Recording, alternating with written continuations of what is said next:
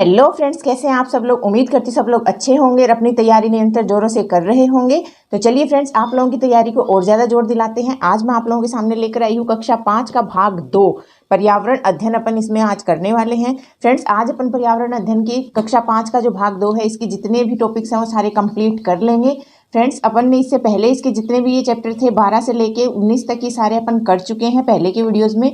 तो आज अपन क्या है, ये जो 3 चैप्टर बच रहे हैं 20, 21 और 22, ये तीनों करके ये भाग है ये पूरा कंप्लीट कर देंगे। तो चलिए फ्रेंड्स, वीडियो पर अंत तक बने रहिएगा। आप लोगों के लिए जो रीट लेवल फर्स्ट के विद्यार्थी हैं उनके लिए बेहद इंपॉर्टेंट है, क्योंकि आरबीएसई 2020 का संस्करण मैं यहाँ पर आपको करवा रही हूँ जो फिलहाल स्कूलों में चल रहा है। तो ऑथेंटिक बुक से पढ़िए ताकि कल को आगे कोई दिक्कत ना हो सके अगर कोई क्वेश्चन में रीट भी लग जाती है तो चलिए फ्रेंड्स, शुरू करते हैं अपना आज का चैप्टर, जिसका नाम है खेती से खुशहाली। फ्रेंड्स देखिए, ये जनरल सी बातें हैं, अपने को खेती के बारे में बताई गई है। खेती में यहाँ पर मैं आपको बता देती हूँ, इसमें एक जो आउटकम निकल के आ रहा है कि बीजू का क्या होता है। बीजू का फ्रेंड्स वो होता है जो मानव आकृति खेतों में खड़ी करी जाती है ना, जो पुतला अपन खेतों में खड़े करते हैं पशु पक्षियों को डराने के लिए, तो उसको अपन कहते हैं बीजू का। बेहद इंपॉर्टेंट है, राजस्थानी शब्दावली है, तो इसको याद रखिएगा। ये बीजू का क्या है, आज से पूरे इस पैराग्राफ से ही एक लाइन निकल कर आती है। ये देखिए, ये आपको आगे यहाँ पर सारा फोटो के माध्यम से बता रखा है। विभिन्न खेतों में कैसे जुताई कर रहे हैं, कटाई कर रहे हैं, गुड़ाई कर रहे हैं, सिंचाई कर रहे हैं, ये आपको सारा बता रखा है। ये ऊंट से खेत है उसको जुताई कर रहे हैं, ये बैलों से कर रहे हैं खेतों की जुताई। फिर आपको यहाँ पर खाद और कीटनाशक के बारे में बता रखा है। खाद और कीटनाशक क्या होते हैं, क्यों प्रयोग में लिए जाते हैं। तो अपने को पता है खाद है वो क्या है, उत्पादकता बढ़ाती है। तो अपने को खाद खेतों में प्रयोग करनी चाहिए, लेकिन जैविक खाद प्रयोग करनी चाहिए, क्योंकि आजकल बाजारों में रासायनिक खाद भी आ रखी है जो क्या करती है, एक बार तो उत्पादन बढ़ा देती हैं, लेकिन बाद में इससे भूमि क्या है, बंजर हो जाती है। तो जैसे यूरिया, डीएपी है, ये क्या है, रासायनिक खाद है, लेकिन इनका प्रयोग नहीं करना चाहिए, क्योंकि इनका जो है वो साइड इफेक्ट होते हैं मिट्टी के ऊपर, और इनसे क्या होता है, बाद में जो अपने खेत की धरती है वो अनुपजाऊ हो जाती है। उसमें सारे जितने भी पोषक पदार्थ हैं वो धीरे धीरे खत्म हो जाते हैं। इसीलिए अपनी जैविक खाद का हमेशा इस्तेमाल करें, क्योंकि ये लंबे समय तक चलती है और खेत की उत्पादकता बढ़ाती है। ये आपको बता रखा है। फिर कीटनाशकों के बारे में बता रखा है, कीटनाशकों से क्या हानि होती है, क्या उसके फायदे हैं। तो कीटनाशकों से अपने जो फसल है उसको कीड़ा नहीं लगता है, और जो है अपनी फसल है उसकी सुरक्षा हो जाती है। जब तक वो कटाई नहीं होती है, तब तक घर पर नहीं आती तब तक। अब इसमें पूछ लें कीटनाशक के नुकसान क्या है, तो फ्रेंड्स ये काफ़ी नुकसानदायक भी होते हैं, क्योंकि ये अपने भोजन के साथ अपने क्या है पेट में जाती हैं, जिससे अपने को चर्म रोग हो जाता है, पेट संबंधी बीमारी हो जाती है, सिरदर्द भी होती है, बेचैनी इत्यादि रोग हो जाते हैं अगर अपन कीटनाशक के संपर्क में आ जाते हैं तो ये जनरल सी बातें बताई हैं आपको खाद, रासायनिक खाद, कीटनाशक के बारे में बच्चों को। फिर ये अनाज के भंडारण के बारे में बताया गया है कि अनाज का भंडारण कैसे करते हैं। ये आपको बताया गया है कि घर का कमरा हो, शीत भंडार कक्ष हो, इनमें जो अनाज है वो अपना सेव रखा जाता है। इसके अलावा जो अनाज रखने का स्थान है उसमें नमी नहीं होनी चाहिए, जीव जंतुओं का प्रकोप नहीं होना चाहिए। ये आपको जनरल सी बात बताई गई है। अब देखिए, पहले लोग अनाज भंडारण हेतु कागज की लुगदी से बड़े बड़े बर्तन बनाते थे, और उसमें सुरक्षित भंडारण हेतु नीम की पत्तियां रखी जाती थी, जिससे अनाज वर्ष भर सुरक्षित रहता था। जनरल सी बात बताई गई है। आजकल तो अपने क्या है, जो सेल्फास की गोलियां वगैरह आती हैं वो अपन अनाजों में रखते हैं, ताकि वो अनाज को कीड़ा ना लगे, अच्छे से वो सुरक्षित रहे जब तक अपन उसका यूज़ करना चाहें। पहले के ज़माने में लोग माचिस की तिलियाँ, नीम की पत्तियाँ, इन सब चीज़ों का प्रयोग करते थे। अब देखिए, आगे आपको बताया गया फसल उत्पादन में कमी। फसल उत्पादन में कमी किस प्रकार से हो सकती है, तो फ्रेंड्स इसमें अगर कोई बीमारी लग जाए, कोई कीट इसमें अगर आक्रमण कर दे, या फिर कोई प्राकृतिक आपदा आ जाए, तो उससे भी अपने फसल का उत्पादन में कमी होती है। जैसे बाढ़, सूखा या ओलावृष्टि ये कुछ हो जाती है, तो उससे भी क्या होता है, अपनी जो फसल का उत्पादन है वो कम हो जाता है।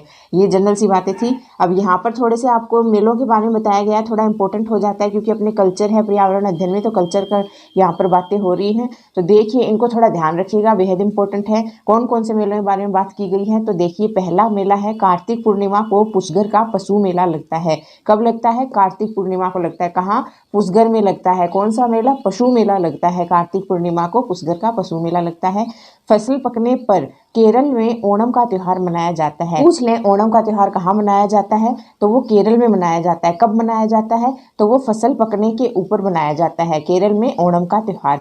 आगे है अपना ओणम चाय, अदरक, इलायची, काली मिर्च और धान की फसल पकने की खुशी एवं सुहावनी ऋतु आने के उपलक्ष्य में मनाया जाता है। क्यों मनाया जाता है, तो देखिए, ओणम चाय, अदरक, इलायची, काली मिर्च और धान की फसल पकने की खुशी में और सुहावनी ऋतु आने की खुशी में जो ओणम त्योहार है अपना केरल का, वो मनाया जाता है। इंपॉर्टेंट लाइन्स है, इनको याद रखिएगा। ओणम कहाँ मनता है, कब मनता है, और जो पुष्कर का पशु मेला है वो कब भरता है और कहाँ भरता है। ओके, आगे देखिए कि इसी प्रकार तमिलनाडु में मकर संक्रांति पर पोंगल त्योहार मनाया जाता है।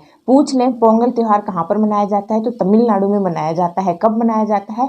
मकर संक्रांति पर मनाया जाता है। तो तमिलनाडु में पोंगल त्यौहार मकर संक्रांति के ऊपर मनाया जाता है। इस समय धान की फसल कटना आरंभ हो जाती है और इस टाइम पर क्या होता है, वहाँ जो धान होता है उसकी फसल कटना आरंभ हो जाती है। तो यहाँ पर आपसे 3 चीज़ों का जिक्र किया गया है जो बेहद इंपॉर्टेंट है। कार्तिक पूर्णिमा को पुष्कर अजमेर में पशु मेला लगता है। सेकंड है अपना ओणम जो है वो कहाँ पर मनाते हैं, वो केरल में मनाते हैं। कब? फसल पकने के टाइम पर मनाते हैं। इसके अलावा जो है अपना पोंगल है वो कहाँ पर मनाते हैं, वो तमिलनाडु में मनाते हैं मकर संक्रांति के टाइम पर। ये 3 चीज़ें बहुत इंपॉर्टेंट है, यहाँ से पूछी जा सकती हैं, अपने यहाँ पर जिक्र किया गया है। आगे देखिए, आगे आपको पशुपालन के लिए कुछ टिप्स बताए गए हैं कि आपको पशुपालन के लिए स्वच्छ हवादार आवास रखने चाहिए, उचित और पौष्टिक आहार आदि देना चाहिए पशुओं को, जिससे उनकी कार्य क्षमता पर बुरा प्रभाव ना पड़े। अगर आप अच्छा खाना नहीं देंगे, स्वस्थ वातावरण नहीं देंगे तो पशु हैं वो बीमार हो सकते हैं और उनकी कार्य क्षमता में, उत्पादन में कमी आ सकती है और उनको विभिन्न रोग लग सकते हैं, जैसे मुंह पका, खुर पका, थनैला।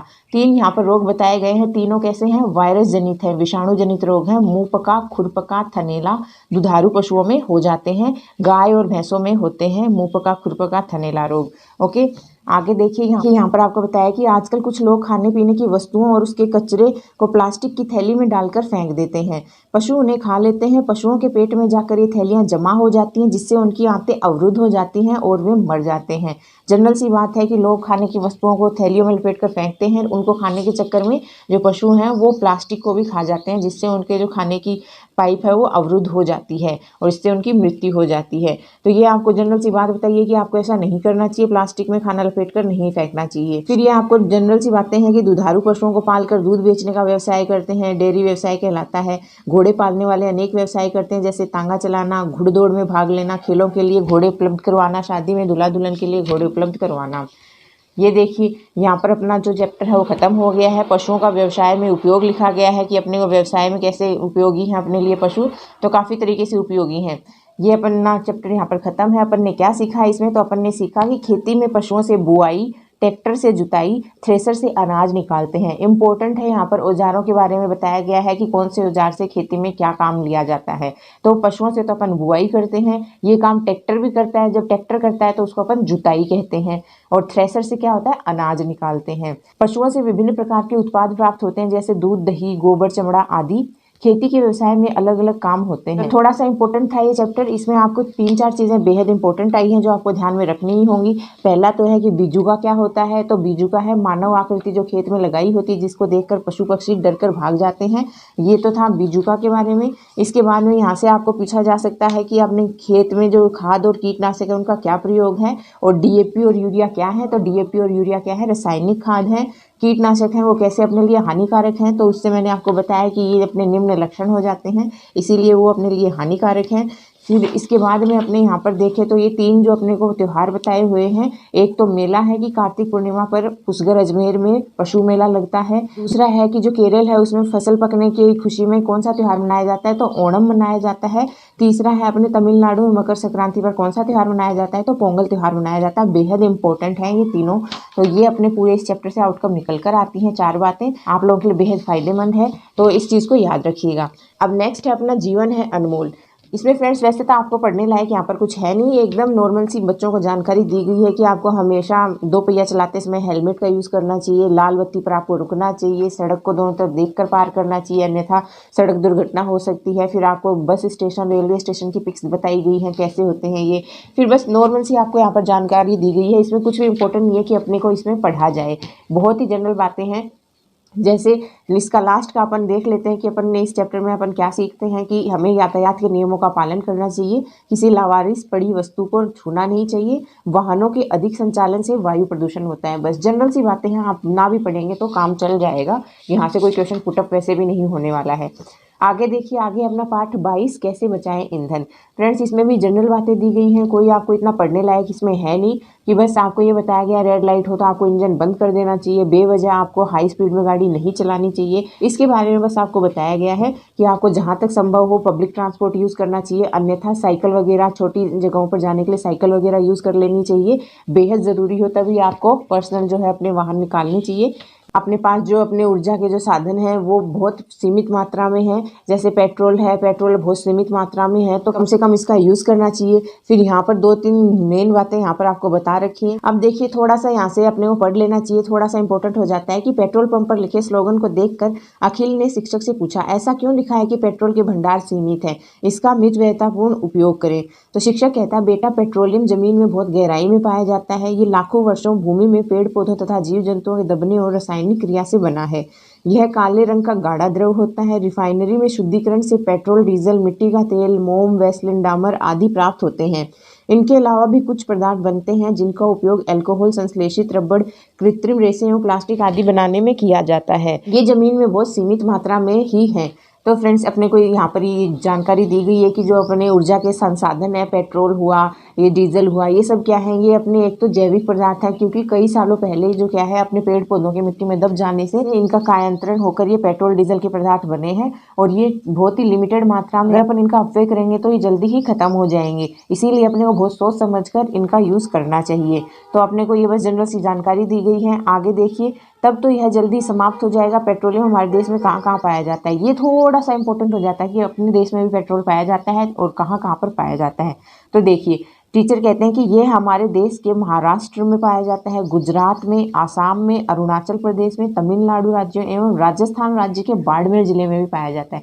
देखिए अपने राजस्थान में भी पाया जाता है, राजस्थान के बाड़मेर जिले में अपना जो तेल पेट्रोलियम है वो पाया जाता है। देखिए ये अपने को भारत का नक्शा देकर बताया गया है। गुजरात, राजस्थान, महाराष्ट्र में जो अपने तेल उत्पादक राज्य हैं, यहाँ पर अपना तेल पाया जाता है, पेट्रोलियम। इसके आगे देखिए थोड़ा सा यहाँ से भी देख लेते हैं कि सरिस्का अभ्यारण्य में जंगली जीव जंतुओं के पास से देखकर सभी बहुत रोमांचित और खुश हुए। प्रफुल्लित भाव से सभी पुनः बस में बैठ गए। रास्ते में चाय के लिए ढाबे पर रुके तो वहाँ देखा कि भट्टी में कोयले जल रहे थे। सड़क की दूसरी तरफ कुछ महिलाएं सिर पर लकड़ी का गट्ठर लिए जा रही थी। आखिर विपुल ने पूछ ही लिया कि ये कोयले कहाँ से आते हैं।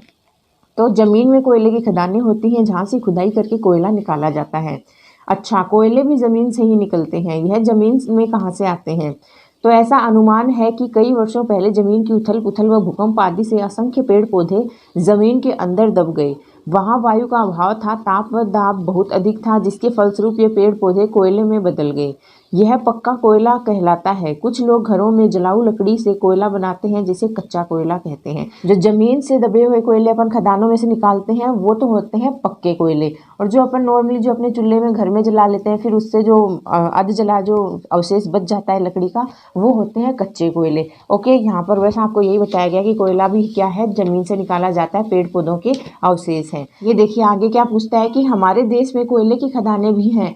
तो शिक्षक कहता है हाँ बेटा, हमारे देश में मध्य प्रदेश, छत्तीसगढ़, पश्चिम बंगाल, उड़ीसा, बिहार, झारखंड और हमारे राजस्थान के बीकानेर जिले के कोलायत और पलाना में कोयले की खदानें हैं। देखिए अपने जो राजस्थान है उसमें बाड़मेर में तो है अपने तेल रिफाइनरी, और जो अपना बीकानेर है उसमें क्या है, अपने कोयले की खदानें हैं। बीकानेर में भी कहाँ, बीकानेर के कोलायत और पलाना में कोयले की खदानें हैं। तो विपुल कहता है कोयला चूल्हे में जलाने के अलावा और क्या क्या काम आता है। शिक्षक बताता है कोयले का उपयोग ईंधन के रूप में भी किया जाता है। इसका उपयोग ताप बिजली घरों में विद्युत उत्पादन के लिए भी किया जाता है। ओके, ईंधन बहुत ही सीमित मात्रा में इसका दुरुपयोग नहीं करना चाहिए, अन्यथा ये भावी पीढ़ी को उपलब्ध नहीं होगा। जनरल सी बात बताई गई है। तो ये अपना यहाँ पर चैप्टर खत्म होता है। अपन ने इससे क्या सीखा कि पेट्रोल, डीजल व कोयला कई वर्षों पूर्व पेड़ पौधों एवं जीव जंतुओं के दबने से बना है। इसका विवेकपूर्ण उपयोग करना चाहिए। फिर हमें ईंधन की बचत करनी चाहिए। हमारे देश में मध्य प्रदेश, छत्तीसगढ़, पश्चिम बंगाल, उड़ीसा, बिहार, झारखंड और हमारे राजस्थान के बीकानेर जिले के कोलायत और पलाना में कोयले की खदानें हैं। कोयले की खदानें कहाँ है? बीकानेर की कोलायत और पलाना में है। और तेल रिफाइनरी कहाँ है? बाड़मेर के अंदर है। ओके, ये चीज़ें आपको याद रखनी है। यहाँ पर अपना जो चैप्टर है पर्यावरण अध्ययन के, वो भाग सेकंड के सारे खत्म होते हैं। उम्मीद करती हूँ आप लोगों को पूरा वीडियो अच्छे से समझ में आया होगा। तो फ्रेंड्स ये आप जो रीट लेवल फर्स्ट के विद्यार्थी हैं उनके लिए काफ़ी इंपॉर्टेंट है, ऑथेंटिक बुक है। इनकी सारी सामग्री आपको याद होनी चाहिए कि आपकी जो ऑथेंटिक बुक्स चल रही है उनमें क्या क्या आपको मटेरियल पढ़ाया जा रहा है। रीट लेवल फर्स्ट के विद्यार्थी कोई भी बुक आप 6th क्लास तक की छोड़ना मत, सारी जितनी भी बुक्स हैं वो सारी अच्छे से पढ़ना। तो चलिए फ्रेंड्स, आज का पार्ट तो यहाँ पर खत्म होता है। जो नेक्स्ट वीडियो है उसमें अपन पढ़ेंगे जो अपना पार्ट 3 है, जो अपनी कक्षा 5 है उसका ये लास्ट पार्ट और है, कक्षा 5 का भाग 3। इसमें काफ़ी बेहद इंपॉर्टेंट है। इसमें जो 3 चैप्टर दिए गए हैं काफ़ी इंपॉर्टेंट है फ्रेंड्स। जो इसमें जो लास्ट के 3 चैप्टर पर्यावरण अध्ययन के दिए गए हैं, जैसे अपने हमारी विरासत है, पहाड़ों की सैर है, हमारी पृथ्वी व अंतरिक्ष है, तीनों ही बेहद इंपॉर्टेंट है। तो ये वीडियो भी देखना मत भूलिएगा। इसको जब अपन कंप्लीट कर लेंगे तो इसके बाद अपने 5th क्लास की सारी बुक्स अपन पढ़ चुके होंगे। तो अपन ऑथेंटिक सामग्री 5th क्लास तक की पूरी कंप्लीट कर चुके होंगे। तो आप निश्चिंत हो सकते हैं कि आपकी तैयारी जो है वो बेहतर है। तो चलिए फ्रेंड्स, आज का वीडियो तो यहीं खत्म करती हूँ। नेक्स्ट वीडियो में अपन इसका जो भाग 3 है, इसके जो 3 चैप्टर हैं उनको कवर करेंगे। तो आपको अगर वीडियो अच्छा लगा है तो वीडियो ज़्यादा से ज़्यादा लाइक कर दीजिए, अच्छे अच्छे कमेंट्स कर दीजिए और चैनल को दिल खोल कर शेयर और सब्सक्राइब कर दीजिए। आप सभी प्यारे प्यारे दोस्तों का वीडियो को एंड तक देखने के लिए दिल से धन्यवाद। Thank you friends.